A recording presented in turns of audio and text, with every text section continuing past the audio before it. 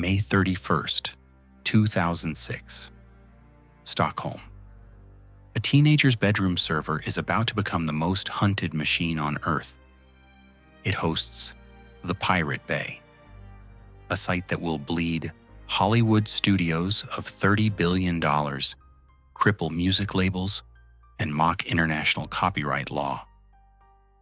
53 armed police officers storm the data centers, servers, cables, every piece of hardware seized. By noon, Swedish prosecutors declare victory. Hollywood executives toast their win. The world's most notorious piracy empire, used by 25 million people daily, should be dead. But 72 hours later, the site blinks back online. Its homepage mocks them. A pirate ship firing cannonballs at Hollywood's sign. The terrifying truth: the site didn't just survive. It became impossible to kill. They arrested the founders. They seized every server. Yet it returned, stronger than ever. If you can't destroy it, you can't control the internet. How did 3 Swedish hackers build something unkillable? What did they understand? The billion-dollar corporations didn't.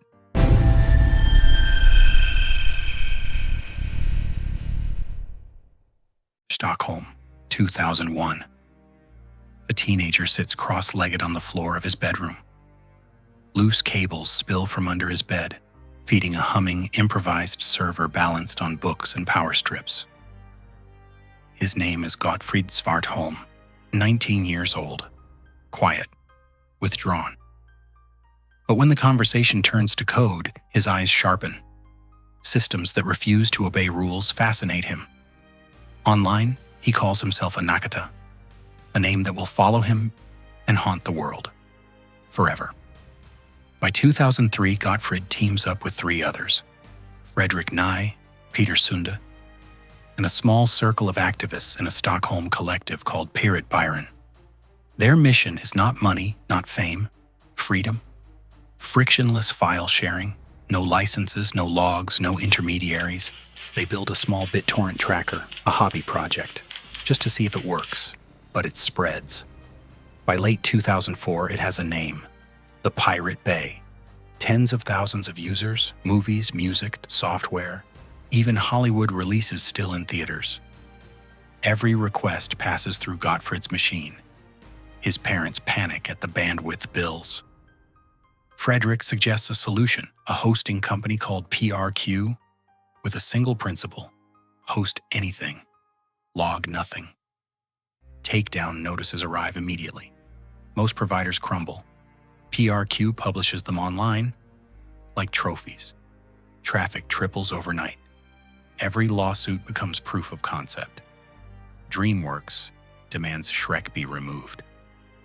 Gottfried replies bluntly: Sweden is not the United States. No law is being broken. You are idiots. And posts it online. Traffic spikes again. By 2005, Gottfried codes the core infrastructure almost entirely alone. A tracker capable of coordinating millions of peers simultaneously. The interface is crude. A search bar. A pirate ship. But underneath, a system designed to survive attack. Every new user strengthens it. Every shared file adds redundancy. Remove one server and the network reroutes. Kill the hardware, and the data reappears elsewhere. Hollywood understands. Too late. By early 2006, diplomatic pressure mounts. Emails pass between Hollywood lobbyists and Swedish officials. The government, usually indifferent, begins to act. May 2006. Gottfried receives a warning from inside Sweden's telecom sector. Police are mobilizing. He calls Fredrik. Plans rehearsed. The encrypted backups are already overseas. The entire site fits on a device smaller than a cigarette lighter. If the servers fall, Pirate Bay will resurrect before the evening news ends. At dawn, 53 armed officers raid 10 locations simultaneously. Server racks unplugged. Drives seized. Gottfried and Frederick handcuffed and separated.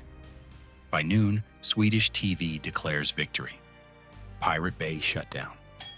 Hollywood celebrates. Protesters flood Stockholm waving black flags. Then, 72 hours later, the site blinks back online. Servers in Amsterdam, DNS rerouted, database intact. Pirate ship cannonballs fire at Hollywood. The raid didn't kill Pirate Bay, it immunized it.